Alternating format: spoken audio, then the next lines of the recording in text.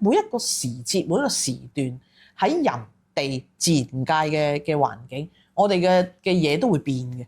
咁所以養生係要變嘅，就唔係話揸住一本書咧，我走天涯。一個人嘅體質唔同，我哋嘅養生方法又唔同喎。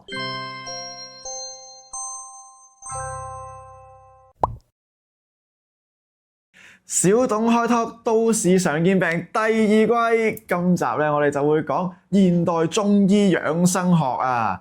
小董博士啊，而家咧養生呢樣嘢咧，以前就成日都好似話年紀大啲先養啦咁樣，但係而家咧真係好後生開始養，越早養越長命啊嘛！而家係啊，即係越嚟越多咧啲後生亦都開始會注重養生啊咁樣啦。咁但係真係而家個個都話要養生同保健，但係點樣先至為之真係養生咧？嗱，其實養生佢嗰個 term 咧，嗰個解釋就係話我哋點樣調養啊、護養自己啊，令到我哋嘅生命去延長而健健康康咁生活落去。係啊，最緊要係要健康生活，即係唔係齋長就得。冇錯啦。咁喺養生呢一個板塊上面咧，實在太大啦。我話俾你聽，佢可以係講3個月嘅課嘅。哇！係啊，咁佢要由一個人嘅由瞓覺啦、沖涼啦、食嘢啦，佢有病啦，點樣預防病啦，按摩由邊度啦，針灸由邊度啦，隻眼又點搞啦，鼻應該係點啦，佢逐樣逐橛逐忽，頭髮頭皮都有得講嘅喎，佢逐樣逐樣同你講。即係真係全身每一處點樣去調理，都需要知道。係啦，如果你做得晒佢呢3個月嘅課程嗰本書咧，咁應該係一個仙人嚟嘅。哇！真係所以即係等於係冇可能。係因為我哋咧成日自己話養生係點啊，即係瞓好啲咯，跟住或者我哋好中意而家會飲下茶啊咁樣啦，茶療啦，好多人用。冇食咁多啲咩嗰啲合成嘢啊，係嗰啲咁樣啦。咁但係其實係咪真係咁簡單嘅咧？梗係唔係啦，養生我諗嗱，我喺台灣啦，或者我喺國內啦，我都有講呢個養生嘅 topic 去教人嘅。哇，其實佢真係呢個課程嚇係可以歷時，我就算將佢縮短都好啦，我點都要講7日㗎啦。係啦，咁所以今日咧，我哋就講啲最簡短嘅，即係香港都市人係香港嚇，都市人能夠做得到嘅嘢，我哋先至去講。即係喺唔同嘅地方係有唔同養生法嘅。即係我喺北京有可能有一種，去到唔知泰國、美國咁度都唔同嘅。嗱，點解咧？地域啊，我哋講緊呢個地域，我哋會叫做因地而養生。點解咧？北京咩天氣啊？你講俾我聽。北京應該係涼啲啦，係嘛？夏天熱死啊！冬天就凍死啦，係咪？泰國咩天氣啊？泰國普遍係熱啲啦。係咯，佢都冇乜冬天嘅。係啦，咁你如果喺嗰度食鹿茸，你估會點？咁咪應該日日流鼻血啊！係啦，冇錯啦。咁好啦，咁因人養生，我哋又會講咯。一個人嘅體質唔同，我哋嘅養生方法又唔同嘅喎。即係等於你同我唔同，你係虛虛寒寒嗰隻嘅，OK， 我係中性嘅，中性即係話我熱又得，食燥熱嘅嘢我又冇感覺，我食啲好寒涼嘅嘢我又冇感覺。但係如果我俾啲好寒涼嘅嘢你食咧，你手凍腳凍兼且病埋，冰埋添啦個人。冇錯啦，咁仲有一樣嘢叫因時養生，時嘅意思咧就係四季啦。好啦，咁。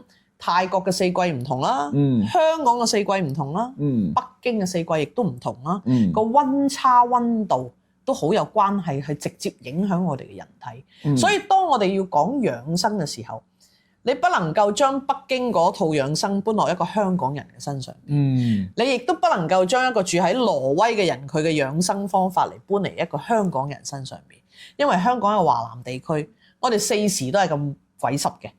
OK， 咁當你嘅濕氣咁重嘅時候，你係咪可以真係去做到北京嗰種乾燥嗰種嘅養生呢？係完全唔啱嘅。食咗嘅話，用咗嘅話，呢個方法係會令到你嘅人更加陰陽唔協調嘅。咁佢當個身體嘅陰陽唔協調嘅時候呢，你就會病啦。係，即係所以養生真係要配合翻成個環境大自然先得。咁頭先小董博士有講過，即係我哋除咗話即係食啲乜啊，平時做啲乜，其實瞓覺都好重要啊嘛。咁我哋養生嗰度個瞓覺要點樣先至為之養生咧？我眼瞓就瞓咯咁。嗱，我其實呢排咧有好多病人咧，佢哋話轉天氣咧瞓得唔好啊，因為佢突然間驟冷咗啦。咁好啦，咁啊轉天氣唔瞓得，同埋佢哋再加上可能更年期嘅荷爾蒙等等唔瞓得。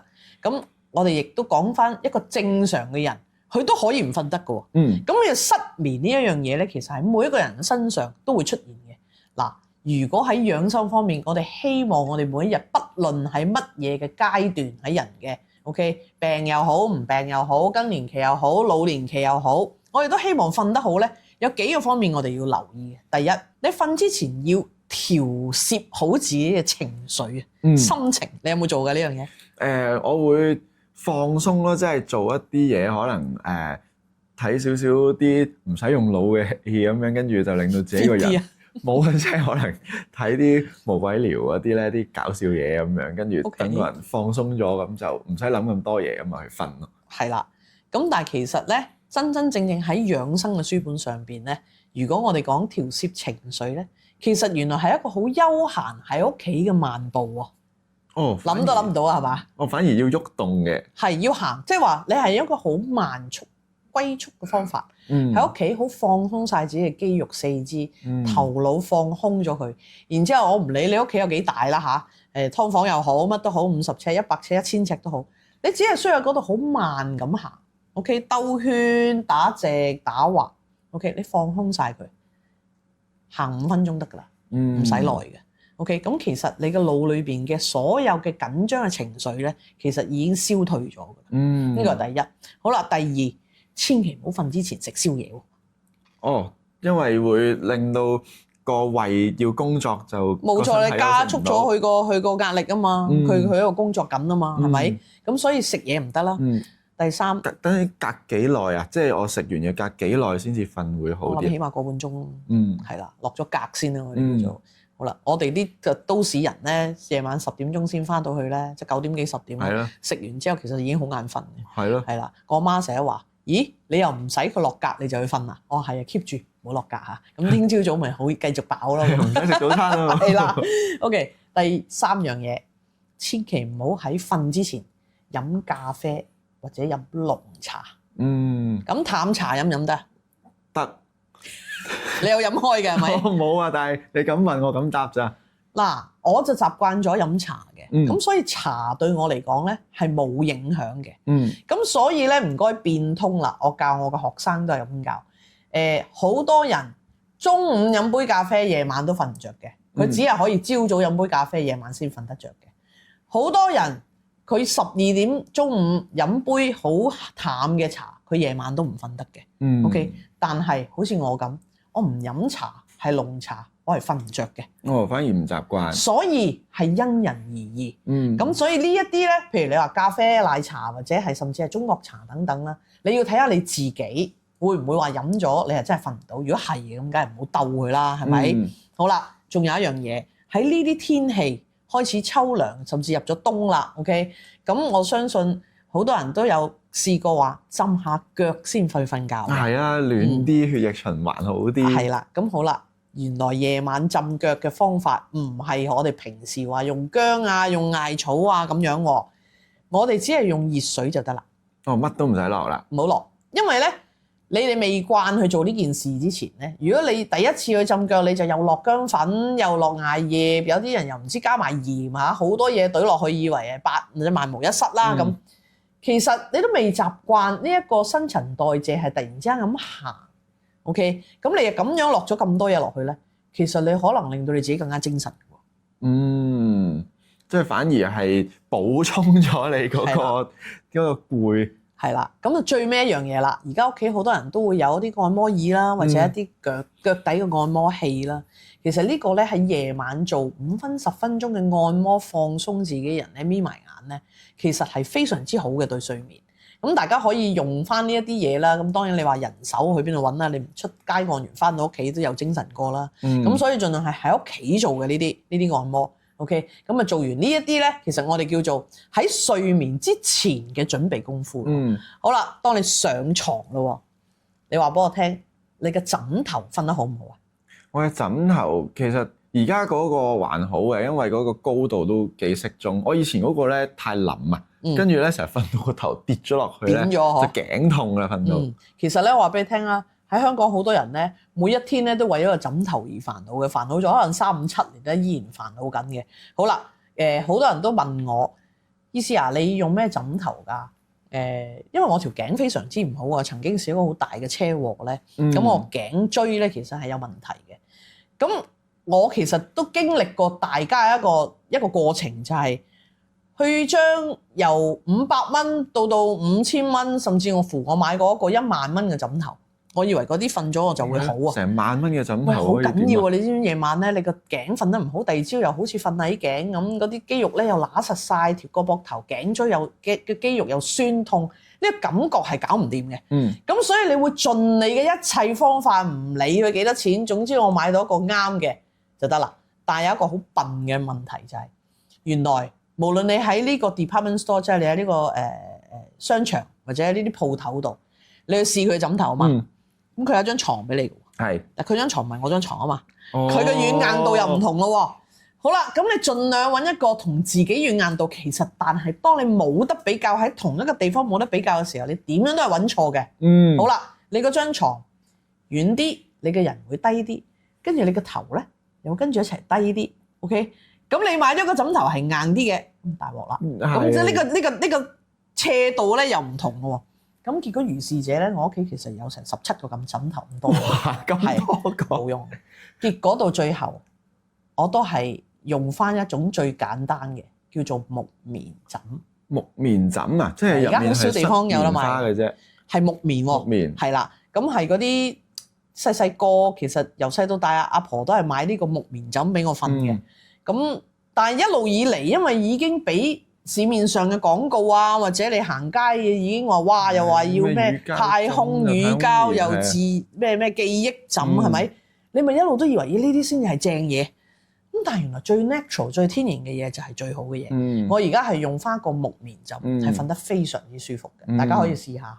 木棉枕喺邊度買知唔知啊？喺邊度買啊？喺嗰啲咧，而家訂嗰啲棉被嗰啲棉被啊、馬褂好舊式嗰啲地方咧，佢仲有灣仔有嘅。OK，即係佢都係比較腍身嘅嗰種。係啦，冇錯啦。好啦，咁啊，夜晚瞓覺應該瞓幾多個鐘先至叫健康養生啊？咪6至8咯，而家成日都話冇6啦，冇㗎。呢個你哋自己講嘅啫。咁係咩？係永遠都係8。我一定係8嘅。瞓得多生 cancer 嚇啊！好多人都唔知咧。嗱，點解講呢樣嘢俾你聽？呢個咧，我一講呢個 topic 咧，我所有嘅學生就會叮咁樣㗎啦。點解瞓得多會生 cancer 啊？我話因為當你嘅心肝脾肺腎，佢已經有一個特定嘅時間係做完晒佢自己叉電嗰個工作，我哋叫做好啦。你再多瞓2個鐘，其實你唔俾佢喐，唔俾佢喐，佢嘅新陳代謝率係慢咗，佢所有嘅應該要着燈啊、開電視啊，OK，你冚唪唥唔俾佢喐，咁佢咪沉電咯，佢咪定咗咯。佢應該要喐嘅時候，你唔俾佢喐嘅時候，咁佢慢慢咧，久而久之咧，佢開始就會衍生一啲怪嘅嘢出嚟㗎。咁我哋有醫學上嘅研究就話，瞓多過8個鐘嘅人，經常佢就會生 cancer 機會會高。哦，咁瞓唔夠咧？瞓少過8個鐘咧，心肝脾肺腎都有病。哦，咁你揀咯你自己。咁所以最好都係教翻係8個鐘就8個鐘啦。8個至8個半鐘係頂晒籠啊，係最好嘅一個時間。仲有喎，你唔好以為我瞓完起身屙督尿，跟住突然之間你2個鐘之後又口渴落去飲杯水 ，OK， 或者出廳飲杯水，又或者再隔多1個鐘咧，你又起身望一望個鬧鐘，驚自己錯過咗起身翻工。其實如果你一晚醒3次咧，我哋都係計你第一次醒你瞓咗個時間。即係話你10點鐘落床，你2點鐘起身屙尿，其實你瞓4個鐘。你就算再瞓翻落去，跟住瞓到第二朝早6、7點鐘起身，我唔計你8個鐘㗎，我哋都係計你4個鐘。哦，即係所以係要一次過瞓夠8個鐘，唔係加埋瞓夠8個鐘。唔係，OK。咁所以咧嗱，春夏秋冬瞓嘅時間又唔同嘅喎。嗱，學識佢啦，呢個好得意嘅喎。我咧就研究咗好耐啦。佢喺書本上係點講咧？春天咧就早起晚睡。早嘅意思係6點半啊嚇。夜瞓嘅意思係10點零鐘11點嚇。好啦，夏天咧就晚睡早起。我想問你有咩唔同？早起晚睡就係6點幾起身，10點幾瞓。晚睡早起啊？咁啊，夜啲瞓，早啲起身咯。咁但係咁咪瞓少咗咯，係咯？唔係，其實係一樣啊。其實你早起晚睡，咁你晚睡都係晚睡，亦都係早起啊嘛。係咯。OK，咁喺呢度咧，我斟酌咗好耐。我都唔知佢講乜。係咯，其實咁係有冇分別嘅咧？其實唔係好大分別，佢係講緊個月個太陽，佢點樣早出咗嚟，晚出咗嚟，你係跟住個太陽去玩。因為係夏天啊，日長夜短咁樣。好啦，咁所以我哋跟住呢個就好簡單啦，即係早起晚睡啦。總之就好啦，去到秋天係要早睡早起。即係要比起原先我哋夏天瞓嘅時間再早啲瞓，9點零鐘瞓啦，再早啲起身，可能係啦，8個鐘，9點零鐘瞓，9、10、11、12、1、2、3、4、5點零鐘起身，係啦，5點零就起身。好啦，到冬天早睡，但係夜啲先起身，即係瞓長啲，瞓多少少。冬天可能我哋要瞓到8、9個鐘都冇問題嘅。OK。係因為冬天個天氣凍啲，即係個身體你身體個需要多啲時間，因為佢行得慢啊嘛。佢叉電咪要耐啲咯。OK，咁所以春夏秋冬我哋瞓覺都唔同嘅。講睡姿咯。你平時點瞓㗎？我中意側睡㗎。側邊啊？側左邊啦。咁就大鑊啦。嚇？係錯晒嚇。哎呀！嗱，記住所有嘅睡姿係要側右邊。點解咧？左邊係咩嚟㗎？你裏邊？心臟。係做咩壓住佢啊？因為瞓錯咗。係啦，瞓錯咗。嗱，如果你瞓右邊，第一你唔壓住你嘅心跳，你嘅心臟唔需要咁大力，因為你成個 rib cage 我哋講緊你個人咁大咧，個胸嗰個壁咧，佢會壓到佢，有啲血管又好啦，咩都好啦。但係你向右邊拉按佢咁瞓嘅時候咧，你嘅血液會因為嗰個地心吸力咧，會多啲落去右邊嘅喎。咁你記住夜晚咧，你個肝幫你做化工廠啊，幫你做清毒解毒嗰個工作係好緊要啊嘛。點解啲人成日叫你早瞓咧？就係因為11、2點就係要俾個肝去叉電去解毒啊嘛。咁如果你向翻呢邊瞓，右邊佢喺右邊噶嘛，咁你幫到佢多啲血流過去啦，咁你咪做解毒嗰個 circulation 咪就會再做好啲咯。呢個就係喺我哋瞓覺向右邊，然之後咧4隻腳添，我想話兩手兩腳咧就盡量咧屈少少，唔好蹬直佢嚟瞓，蹬直佢嚟瞓翻你抽筋嘅。OK， 都係要輕輕放鬆屈住佢嚟瞓，成咗一個弓字形，咁就 fit 啦。但係我啱啱諗到個問題，即係話11、2點嗰陣時，個肝就會幫你去即係 filter 你啲血啊嘛。咁有時如果真係我淨係瞓嗰個11點到1、2點呢個時間。咁啊，等我自己啲毒排好咗之後，咁你唔使理個肺㗎，你又唔使理個脾胃㗎，乜都唔使理㗎。個心臟咧向下一路向後邊咁樣走，佢一路都係將你心肝脾肺腎幫你清潔一次㗎嘛。即係話如果你每一日你都唔夠8個鐘頭去休息 ，OK， 你每一日都有啲嘢，有一個梗有一個臟器你冇俾電佢嘅，或者你冇幫佢清潔嘅 ，OK， 咁你一段時間之後，你嗰個器官咪出問題咯。好啊，咁啊，春夏秋冬嘅瞓法啊、睡姿都有唔同啦。好啦，咁啊，沖涼咧，沖涼又有冇嗱？咁啊，暖暖地水咁樣舒舒服服咁就得啦，係嘛？嗱，如果你唔使養生咧，靠舒服咧，咁你點沖都得嘅。但係如果我哋用一個養生法，即係話我哋喺沐浴嘅過程裏邊，我都將自己嘅身體喺度鍛鍊嘅咧。咁你咪更加健康咯。即係點啊？真係要好似嗰啲古人沖凍水啊？冷水浴係其中一個好好嘅嘢。冷水浴係幾多度以下咧？你估？我諗25度以下。係啦，你知唔知佢有咩好正嘅嘢？令到你啲肌肉可以收緊。可以。跟住咧？跟住令到個心臟個跳動快啲。都可以咁講啊，新陳代謝快咗啦。快咗。但係佢最重要咧，原來佢可以預防大部分嘅慢性病嘅發生。點解沖凍水又預防到咧？我真係唔知啊。但係呢一個研究咧係即係好古代嘅醫術咧一路流傳落嚟嘅。OK，咁佢話凍水浴就係可以預防因為佢會提高免疫力喎。佢話沖凍水涼，唔知點解。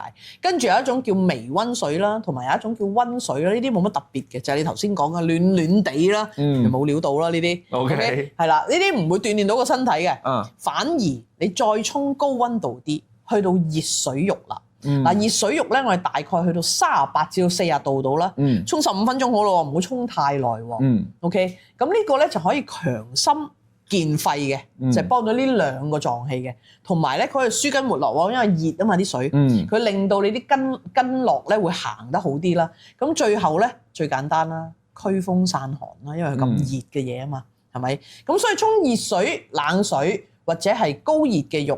嗱，高熱嘅浴咧，你哋大家就要小心啦，就係一種叫溫泉啊，我哋叫做。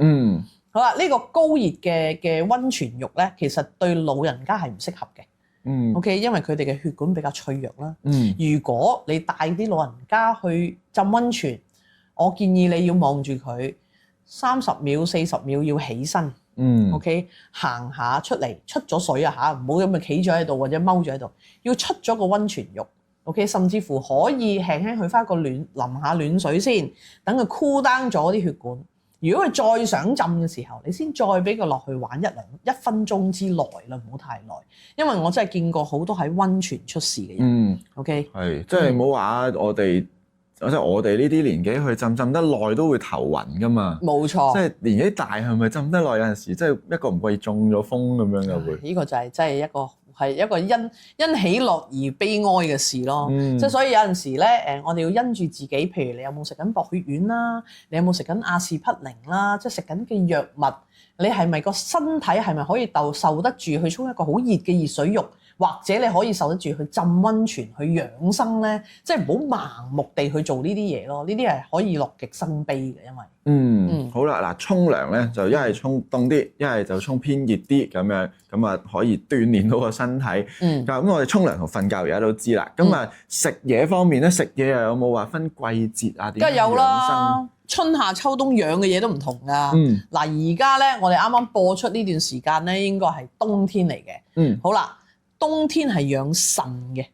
哦，養腎，點解係養個腎咧？因為佢冬天嘅時候，個陽氣啊係最需要嘅。我要養翻，要壯陽啊，要幫自己。咁所以喺養腎就壯陽氣。OK， 咁樣做法咧，你就會令到個身體咧就暖啊個人。好啦，講翻春天喎，春天原來係萬物生長啱啱發芽嘅嘢啦，我哋就去養肝啦。OK， 咁但係喺香港呢個地方咧，我哋就唔好淨係跟個醫書。醫書係真係淨係寫養肝兩個字嘅啫。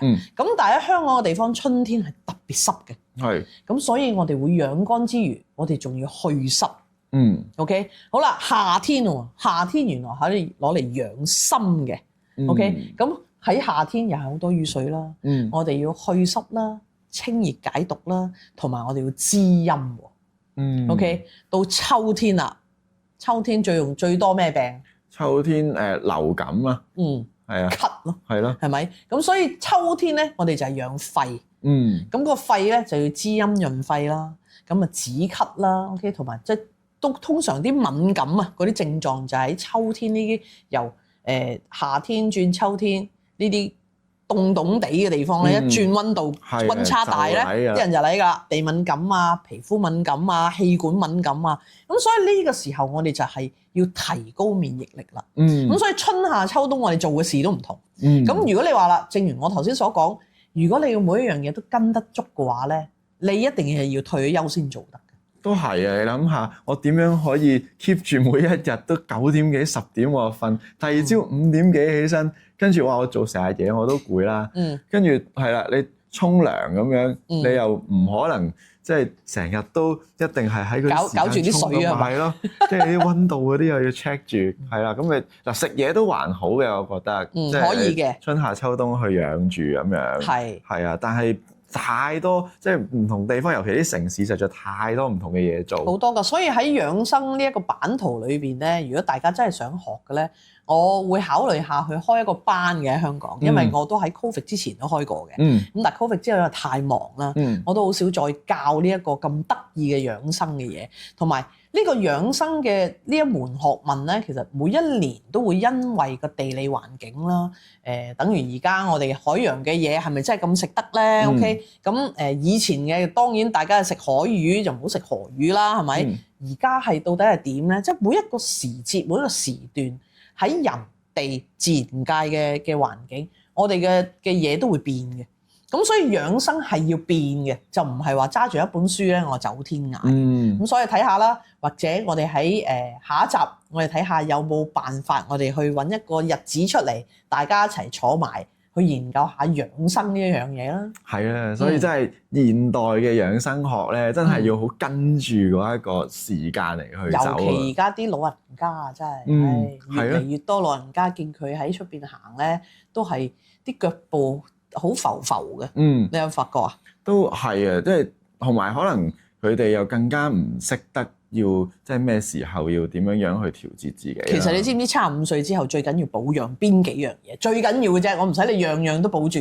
75歲之後啊，要保住，係講緊啲器官定係咩啊？你要用嘅嘢啦，喺你嘅身上面。咁骨一定要啦，筋骨啦，即係啲腳啦，我哋講緊。心啦，心臟就一直都要保養啦，唔係要75歲先特別保養噶啦。係眼啊，最容易就係喺開始老嘅時候會出現黃斑點啦、青光啦、OK 白內障啦，好多眼病會喺70幾歲會走出嚟，會突然之間啦。腦啦，就係等於我哋講緊嘅腦退化啦、柏金遜啦呢啲嘢啦，都係喺腦度嘅退化會走出嚟嘅嘢啦。